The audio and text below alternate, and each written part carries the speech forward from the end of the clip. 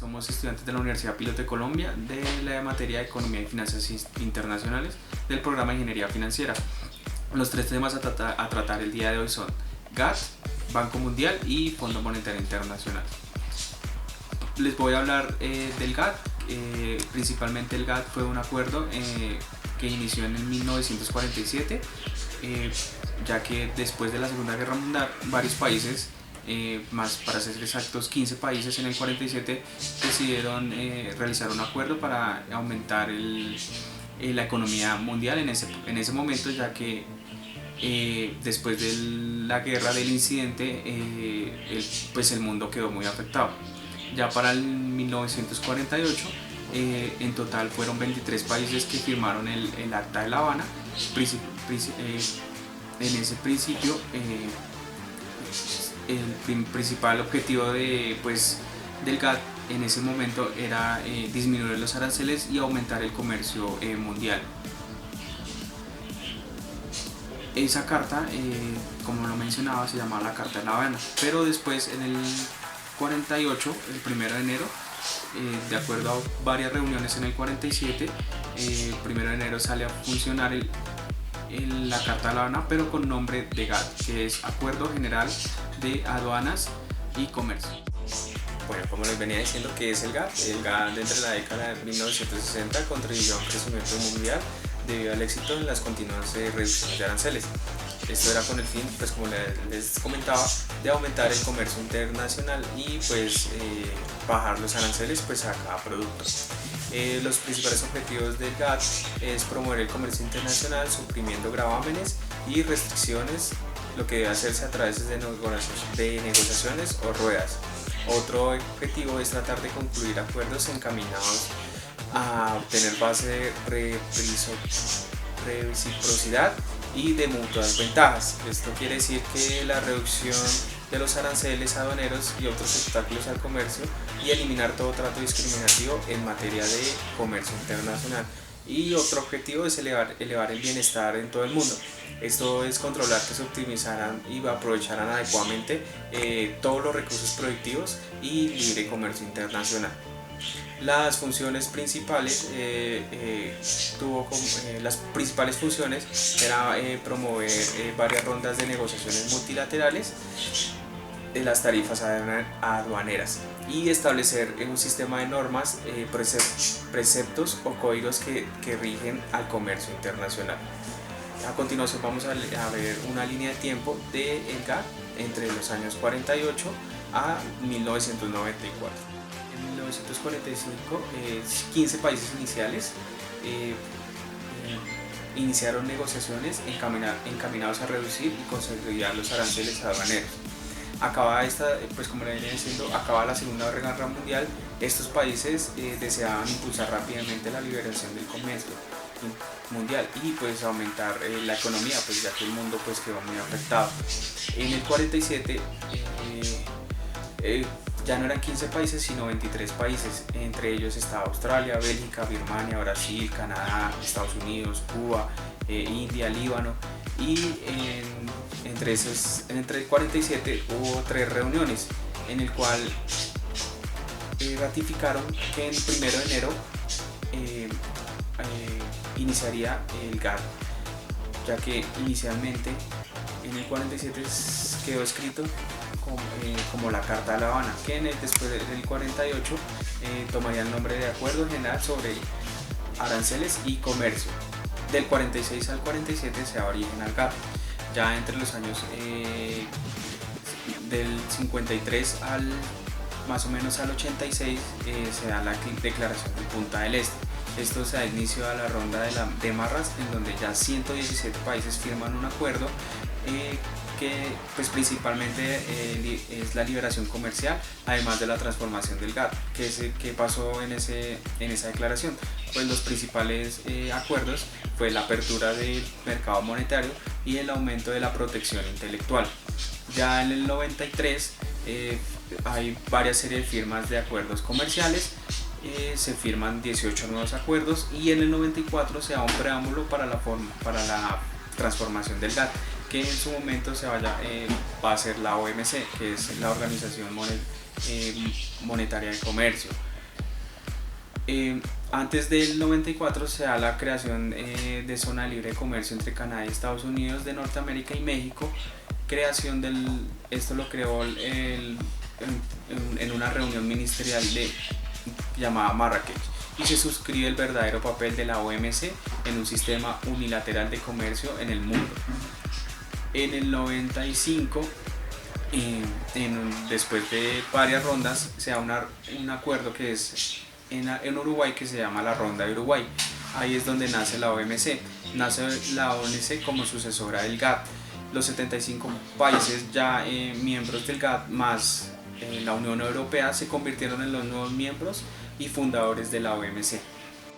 Ahora vamos a ver a continuación las principales rondas que hubo en el GATT. Entonces, inicialmente se empieza en el 47 con la Ronda de Ginebra, y ya para el 56 se llama nuevamente la Ronda de Ginebra, donde ya se integran 26 países y se fija la estrategia para fuertes políticas del GATT respecto a países en desarrollo. Y ya en el 62 se llama Ronda de Dillon, donde se integran 26 países más y se regula la reducción de aranceles. En el 67 se llama la Ronda de Kennedy, donde ya se integran, donde ya hay 62 países miembros, y los temas a tratar es la reducción de aranceles, por primera vez una reducción de los aranceles en lugar de especificar producto por producto, porque en ese tiempo pues era tema arancelario unificado. Del 73 al 79 se llama la Ronda de Tokio, que ya en este momento son 100 países que integran el GATT, y los temas principales: reducción de barreras no arancelarias, y también se redujo aranceles sobre bienes manufacturados, y mejora y extensión del GATT. Como en la Ronda de Uruguay, que fue del 86 al 93, son 123 países que integran el GATT, y en el 94, pues como les comenté, se creó la OMC, que es la Organización Mundial de Comercio, para reemplazar el GATT. Después de la Ronda de Uruguay se llama la Ronda de Doha, que principalmente es actualizar el GATT a la OMC, y fue actualizado para incluir nuevas obligaciones sobre sus signatarios, y pues se cambió el nombre de la OMC. Los 75 países miembros del GATT y la Comunidad Europea se convirtieron en los miembros y fundadores de la OMC el 1 de enero de 1995. Los otros 52 países miembros del GATT ingresaron en la OMC durante los 2 años posteriores. Actualmente existen 157 países miembros a la fecha. ¿Qué es la OMC? Pues es la Organización Mundial de Comercio, y es la única organización internacional que se ocupa de las normas que rigen el comercio entre los países. Y pues el objetivo de la OMC es ayudar a los países productores de bienes y servicios y a los exportadores e importadores a llevar adelante sus actividades y pues a crecer mundialmente, pues con la economía de cada país. Pues como vieron, el GATT es más que todo fue un acuerdo entre países para pues aumentar el comercio mundial y bajarle pues a los aranceles para que hubiera más productividad y mayor economía pues en el mundo. Pues ya después de esa guerra pues el GATT, gracias al GATT hubo un aumento significativo en las tasas y un aumento en las exportaciones e importaciones, lo que ayudó pues a que la economía pues aumentara un poco durante estos años. Pues actualmente pues ya la OMC, que pues ya tiene sus normas, y pues casi todos los países del mundo bajo esta organización. A continuación va a exponer mi compañera Valentina. El Fondo Monetario Internacional está conformado por 189 países, entre los cuales se encuentra Estados Unidos, Colombia, Bélgica, Brasil, Australia, entre otros. Es un fondo que promueve la estabilidad financiera, la cooperación monetaria entre los países miembros, facilitando así las relaciones internacionales entre ellos. Este fondo tiene sede principal en Washington y su directora ejecutiva es Kristalina Georgieva. El objetivo principal del fondo es establecer una economía estable y facilitando las transacciones entre los países miembros. Algunas de sus funciones es la supervisión. La supervisión proporciona asesoramiento a los países para que así hayan políticas que apunten a fomentar la estabilidad económica, reduciendo la vulnerabilidad a las crisis. Como segunda función está la asistencia financiera, que hace referencia a otorgar préstamos a los países miembros que están expuestos a problemas de balanza de pagos. Cada país tiene acceso al 25% de la cuota que da. Entre las crisis que se han presentado y que ha intervenido el Fondo Monetario está la del 2009, que es llamada como la crisis de los países desarrollados. Y como bien sabemos, se desarrolló también en Estados Unidos la crisis subprime. Otra de las funciones es el fortalecimiento de las capacidades. El Fondo Monetario Internacional técnica y capacitación para ayudar a los países miembros a establecer mejoras en las instituciones económicas y fortalecer las capacidades humanas que éstas requieran. Tiene un activo llamado Derecho Especializado de Giro. La estructura organizacional del Fondo Monetario está conformada por la Junta de Gobernadores, de la cual se elige un gobernador por país. Esta elección es básicamente de la cúpula del Banco Central o del Ministerio de Hacienda de la Junta de Gobernadores de cada país. Ellos les rinde cuentas al directivo general y se reúnen una vez al año en ocasión de reuniones anuales, tanto el Fondo Monetario como el Banco Mundial. El Fondo Monetario Internacional también tiene varios servicios, de los cuales se encuentra examinar y supervisar la evolución económica y financiera nacional y mundial, el otorgamiento de préstamos para ajustar la balanza de pagos de los países y fomentar el crecimiento económico. Y finalmente ofrece un programa de asistencia técnica y capacitación a los funcionarios públicos. El Fondo Monetario Internacional tiene dos mecanismos para el otorgamiento de préstamos. El primer mecanismo es la ampliación del derecho de giro y el segundo es el servicio ampliado del Fondo Monetario Internacional.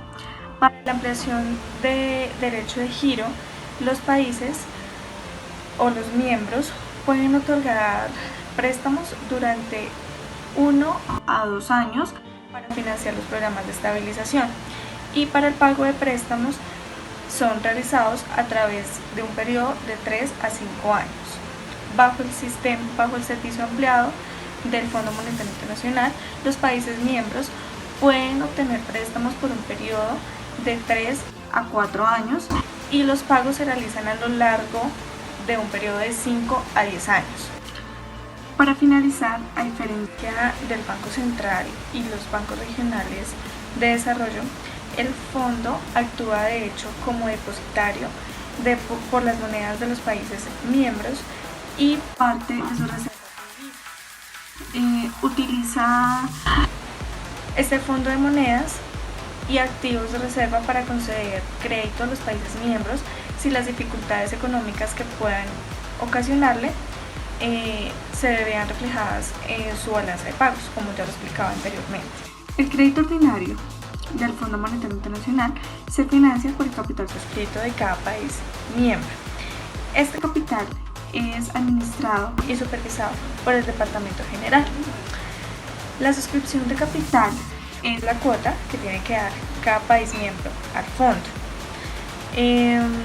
A su ingreso se le asigna a cada país una cuota que en términos generales está basada en la posición relativa de cada país en la economía mundial y que representa el compromiso frente al financiamiento máximo del país miembro del Fondo Monetario Internacional. Ahora nuestra compañera Camila nos va a hablar del Banco Mundial. Ahora vamos a hablar del Banco Mundial. El Banco Mundial es una organización multinacional especializada en finanzas y asistencia. Es conocida a nivel mundial como fuente de asistencia técnica y financiera para los países en vía de desarrollo. Su objetivo principal declarado es reducir la pobreza y generar prosperidad compartida en todos los países en vía de desarrollo. Dentro de sus funciones principales está generar asesoramiento en materia de política, otorgar financiamiento a los gobiernos, y sus funciones están enfocadas al fortalecimiento del sector privado dentro de los países. En 1944, en la conferencia de Bretton Woods, junto con el Fondo Monetario Internacional, fue creado el Banco Internacional para la Reconstrucción y Fomento. Este banco inicialmente fue creado para ayudar a la reorganización de todos los países afectados por la Segunda Guerra Mundial en Europa. Fue solamente hasta 1945 cuando este banco inició sus actividades, y para 1947 fue generado el primer préstamo para Francia. Después de este primer préstamo, muchas organizaciones internacionales empezaron a hacer frente a la reconstrucción de Europa después de la Segunda Guerra Mundial, razón por la cual para la década de los 70 el banco redirigió su atención a las principales necesidades de otros de sus miembros en continentes como América, África y Asia. Inicialmente estos préstamos eran para cubrir o para financiar todos aquellos megaproyectos dentro de estos países, todos los proyectos que tuvieran que ver con infraestructura. Más adelante, para la década de los 80, hizo un cambio en su énfasis el banco y empezó a generar préstamos con mayor énfasis a nivel social. Los préstamos hechos eran para proyectos que tuviesen que ver con el tema de la calidad de vida de todos sus países miembros. Fue así como el Banco Internacional para la Reconstrucción y el Fomento pasó a ser el Banco Mundial y a cambiar su enfoque principal a un plano de desarrollo social. Bien, es importante entender que el Banco Mundial no es una organización individual, sino es un grupo, el Grupo Banco Mundial, que está conformado por 5 instituciones individuales. La primera de ellas es el Banco Internacional de Reconstrucción y Fomento, creado en 1945 y actualmente cuenta con 189 países miembros. Su objetivo principal es lograr la reducción de la pobreza en el mundo. Seguido de la Asociación Internacional de Fomento, creada en 1960 y actualmente cuenta con 173 países miembros. Todos los miembros de esta asociación son los encargados de realizar los aportes por medio del cual se financia el Banco Mundial para poder generar el otorgamiento de créditos a los países en vía de desarrollo. Luego tenemos la Corporación Internacional Financiera. Esta fue creada en 1956 y actualmente cuenta con 185 países miembros. Es la encargada de impulsar el desarrollo económico a través del sector privado en los países en vía de desarrollo. Por último, tenemos un consejo consultivo que está conformado por 7 personas y es el encargado de asesorar al banco en asuntos de política general. Dando un poco de la estructura organizacional del banco, tenemos que está conformada en primera instancia por la Junta de Gobernadores, en donde cada uno de los países miembros tiene su representante. Esta junta es elegida cada 5 años y tiene derecho a reelección. Se reúnen anualmente y son los encargados de tomar las principales decisiones del banco, así como distribuir los ingresos del mismo. Son también los que se encargan de decidir qué estados permanecen o qué estados son rechazados para ser miembros del grupo del banco. Después de ellos tenemos un directorio ejecutivo que es elegido cada 2 años y este es el encargado de desarrollar todos los proyectos del banco y de realizar la operación, seguidos de un presidente que es elegido, como lo mencionaba, por la Junta de Gobernadores y este no tiene derecho a voto. Por otro lado, tenemos el organismo multilateral de garantías de inversiones. Es el encargado de promover la inversión extranjera en países subdesarrollados y también se encarga de otorgar la garantía a todos los inversionistas contra pérdidas generadas por riesgos no comerciales, como por ejemplo expropiaciones, desastres naturales o guerras. Actualmente cuenta con 181 países miembros y fue creada en 1988. Y por último tenemos el Centro Internacional de Arreglo de Diferencias Relativas a Inversiones. Este fue creado en 1966.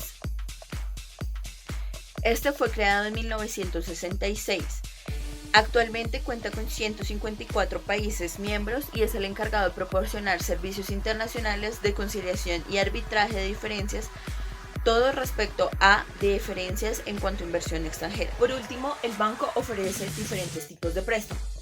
El primero es el préstamo para proyectos. Estos préstamos van dirigidos a todos los proyectos o megaproyectos que sean específicamente para infraestructura. El segundo son los préstamos sectoriales. Estos préstamos van dirigidos a proyectos que gobiernen todo un sector de la economía del país. El tercero son los préstamos institucionales. Estos préstamos están dirigidos específicamente a la reorganización de las instituciones gubernamentales de los países en vía de desarrollo. El otro son los préstamos de ajuste estructural. Estos préstamos inicialmente fueron creados para aliviar la crisis de la deuda externa con el fin de convertir todos los recursos económicos nacionales en producción para la exportación. Y por último están los préstamos a fondo perdido. Estos préstamos, en este tipo de préstamos, las personas prestamistas jamás van a recuperar su dinero. Es decir, hacen este tipo de préstamos con el fin de ayudar a alguno de los países subdesarrollados, pero jamás tienen retorno. Ahora vamos a hablar de las principales críticas que ha tenido el Banco Mundial. Dentro de ellos se encuentran, la primera es que ha financiado proyectos que provocan daño ambiental masivo. También ha financiado proyectos que favorecen los intereses de los países industrializados. Por ejemplo, facilitando la exportación de residuos a países subdesarrollados o la reubicación de industrias contaminantes de países desarrollados a países subdesarrollados. Y por último, también ha sido criticado porque ha prestado dinero a gobiernos que violan abiertamente los derechos humanos, como las dictaduras de Chile, Argentina y Uruguay.